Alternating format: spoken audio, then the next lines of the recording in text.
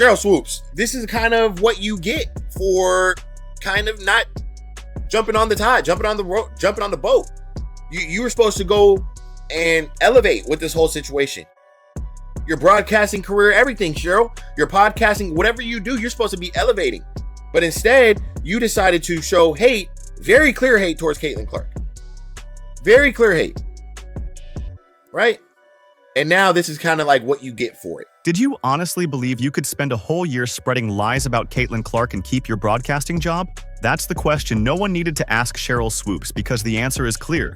She has now been officially removed from all WNBA broadcasts for the 2025 season. Got fired, but it looked like you got fired, bro. It looked like she got fired. I just gotta keep it real. It looked like she got fired. The firing isn't just about one bad take or a single slip-up. This was the result of a calculated campaign against the WNBA's newest star, and the league finally decided enough was enough. Want to know what really went down behind the scenes? In this video, we'll break down what happened, how she's trying to do damage control, and why she ultimately lost her job. Are you ready? Let's dive in. I won't be missing you broadcasting the games, because when you broadcasted the games, it was so hard for you to mention Caitlin Clark. How are you up there talking about, you kept mentioning, oh, the Indiana Fever are doing this. Oh, Kelsey Mitchell and the Indiana Fever. Oh, Aaliyah Boston and Kelsey Mitchell and those girls are doing. Oh, you had such the hardest time mentioning Caitlin Clark's name. Why? I don't get it. I really don't know. Did you know Sheryl Swoopes has a history of getting fired? Before her recent broadcasting drama, Swoopes had already established a troubling track record that spans years.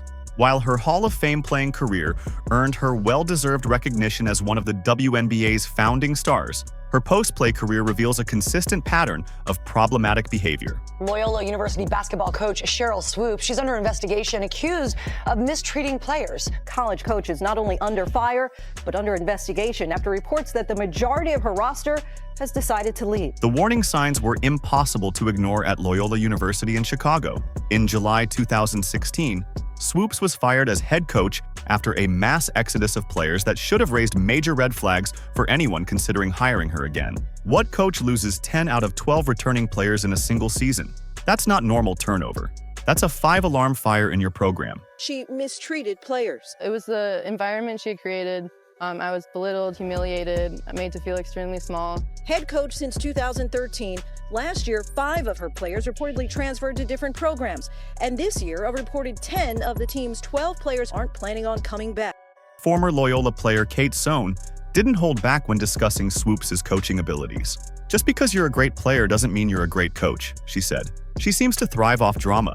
Wherever she goes, the drama follows. Other players described an emotionally volatile environment where Swoopes would cry during games and practices, threaten scholarships, and inappropriately share personal information.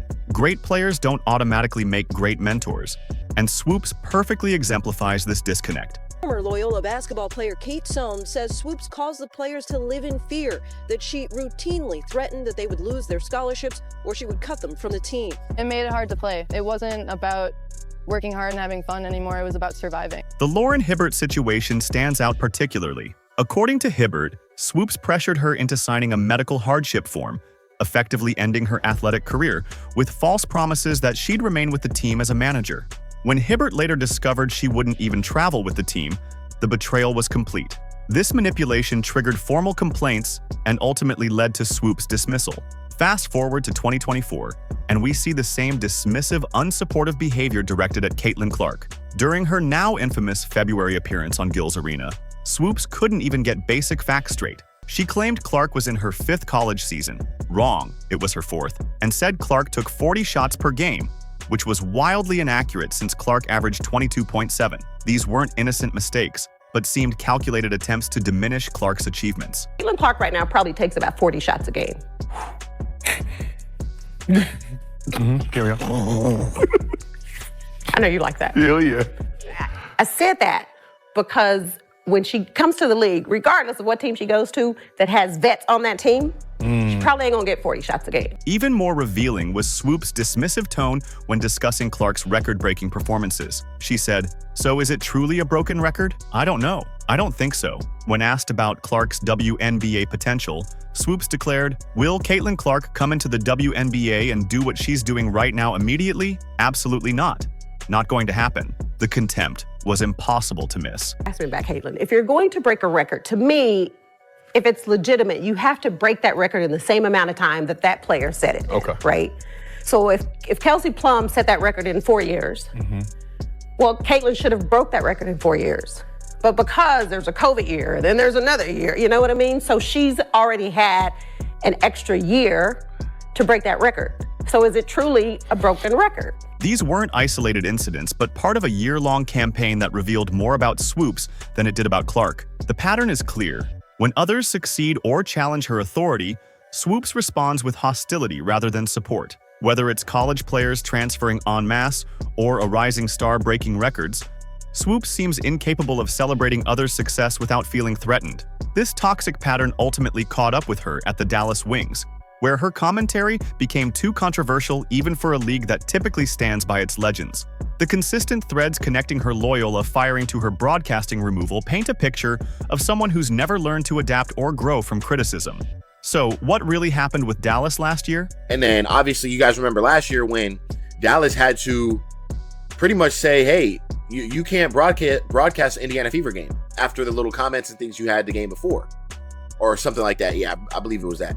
And Nancy Lieberman was the one who pretty much confronted Sheryl Swoopes about the whole situation and let her know, like, hey, we got to keep it this, we got to keep it that. Keep it about basketball. The Wings' broadcast controversy wasn't just about Caitlin Clark. It was about Swoopes making enemies in all the wrong places. When basketball royalty starts publicly calling out one of their own, you know something unprecedented is happening behind the scenes. That's exactly what happened when Swoopes found herself in the crosshairs of two of basketball's most influential voices, Stephen A. Smith and Nancy Lieberman. You know basketball. You know basketball better than me. You know basketball than any of the pundits. You know basketball better than most of the men that play basketball. There is no way in hell you just accidentally left Caitlin Clark's name out of that soliloquy that you dropped about the Indiana Fever. Stop it. You know that. Stop it. Stephen A. Smith never held back his opinions. He didn't just disagree with Swoopes. He dismantled her credibility on national television. During one particularly scathing segment, Smith directly questioned Swoopes' motives for consistently failing to acknowledge Clark's contributions to the Indiana Fever's success. "Do you have any idea how that makes you look?" Smith challenged, his voice rising with each word. "How are you going to ignore Caitlin Clark?" What made Smith's rebuke so damaging wasn't just his massive platform, but his pointed suggestion that Swoopes' silence about Clark was deliberate and unprofessional. Especially considering her basketball expertise should have made Clark's impact impossible to overlook. Sheryl, since she was in college, I helped do her shoe deal with Nike in 1993, took her to her first ESPYs. I've known Sheryl, I've coached her, have a lot of respect for her. I called her when Caitlin was still playing at Iowa and she had just broken Maravich's record. And it was all over the place, as you and I have discussed, that there was this quote by Sheryl that said, Caitlin was, 25 years old. She was, 24 years old. She was a fifth-year senior. Right. She was taking 40 shots a game. Her records were illegitimate. But picking a fight with Stephen A. Smith was just the beginning of Swoopes' professional implosion. Nancy Lieberman, a broadcasting colleague and former friend of Swoopes, took things a step further. After hearing Swoopes' comments about Clark, Lieberman reportedly called Swoopes directly to confront her about the inaccuracies in her statements. That conversation evidently went poorly. So poorly that Lieberman would later confirm their relationship was pretty much done as a result. The fallout was swift and humiliating. In a twist that couldn't have been scripted better for maximum embarrassment, Lieberman ended up replacing Swoopes on the Dallas Wings broadcasts. This wasn't just a personnel change. It was a public statement about who had credibility in basketball circles. Lieberman's willingness to challenge Swoopes and then literally take her job highlighted just how far Swoopes had fallen professionally. That's what Nancy was all about. She was keeping it very, hey, let's bring this women's game let's bring it all together. Let's grow this thing together. And the question was talking about how older people or older players in the league pretty much going about what's going on in the league. And Nancy knows Caitlin Clark is the biggest. She's got the eyes. She's got the fans. Let's not try to sink it. Let's try to get on the boat with her, and let's grow the game. These high-profile confrontations did more than just damage Swoopes' reputation with fans. They isolated her within the professional basketball community. When figures like Stephen A. Smith and Nancy Lieberman publicly question your integrity, networks and organizations take notice. For the Dallas Wings and their broadcast partner, these feuds likely confirmed what viewer complaints had already suggested. Swoopes had become a liability rather than an asset to their brand. With all this baggage, how is it impacting Swoopes for the 2025 season? See, they ain't got Sheryl no more. Sheryl's gone. Sheryl's gone. Nancy still got her job, though. Nancy still got her job. They got Sheryl built. They got Sheryl built. See? Sheryl was there last year. She ain't there no more. That liability assessment turned out to be the final nail in Swoopes' broadcasting coffin. But the truly shocking part isn't just that she was removed from Fever games. The Wings erased her completely from their 2025 broadcast lineup. If you look at the statement from the Dallas Wings announcing their 2025 team, glaringly absent is Swoopes. It looks like the Dallas Wings have left off Mrs. Sheryl Swoopes on the broadcasting team for the 2025 season. If you guys remember, Sheryl Swoopes, she was on the broadcasting team last year, right? This wasn't just about protecting Caitlin Clark. It was about protecting the Wings brand and viewer experience. The decision to remove Swoopes from all games, not just Fever matchups, suggests the organization recognized a fundamental problem with her broadcasting approach that extended beyond a single-player rivalry. Her persistent negativity and factual errors had transformed from a minor irritation into a genuine business liability as viewership for women's basketball continued to soar. What happened next might be the most telling part of this saga. Suddenly, after a year of criticism and controversy, Swoopes appeared on ESPN praising the very player she'd spent months criticizing. How much stronger Caitlin got in the offseason. You know, she was in the gym working on her game, Swoopes gushed, adding, "This Indiana Fever team, they have put the pieces together in this offseason, and I'm excited to see what they're going to do." Team that I feel made the biggest moves, maybe even the best moves, that would be the Indiana Fever. I think the Indiana Fever went from just being in the playoffs last season to potentially winning a championship. How much stronger Caitlin got in the offseason. You know she was in the gym working on her game. This Indiana Fever team, they have put the pieces together in this offseason, and I'm excited to see what they're going to do. Fans weren't buying this dramatic reversal for a second. Social media exploded with skepticism and mockery. Comments on ESPNW's post ranged from, "Oh, how she's changing her tune now?" to, "Is Swoopes okay?"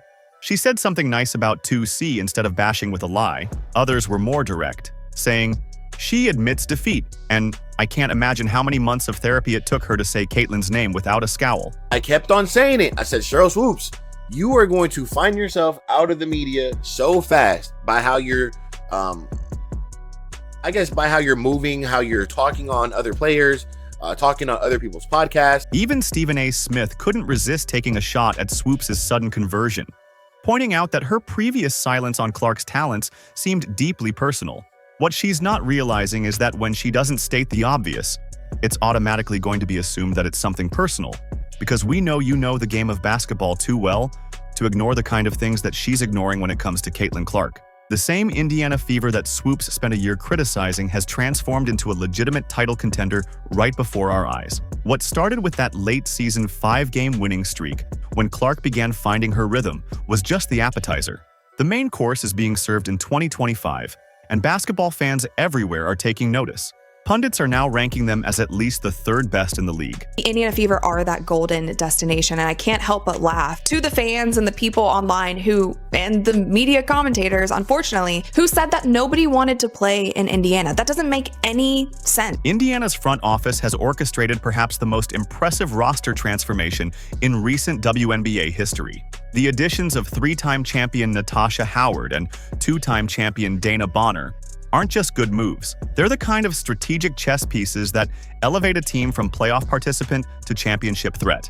Bonner, despite being 36, remains a force, averaging 15 points, 6 rebounds, 2 assists, and 1.2 blocks in 40 games last year with Connecticut. Howard brings defensive excellence as a former Defensive Player of the Year winner, perfectly complementing the Fever's young core. And let's not forget Sophie Cunningham, Sydney Coulson, and Brianna Turner, rounding out a solid bench. What makes these veteran acquisitions so brilliant is how they fit around Clark, Boston, Hull, and Mitchell. The Fever's foundation of young talent needed exactly what Howard and Bonner provide: championship experience, defensive versatility, and the leadership that only comes from having been in pressure cooker playoff situations.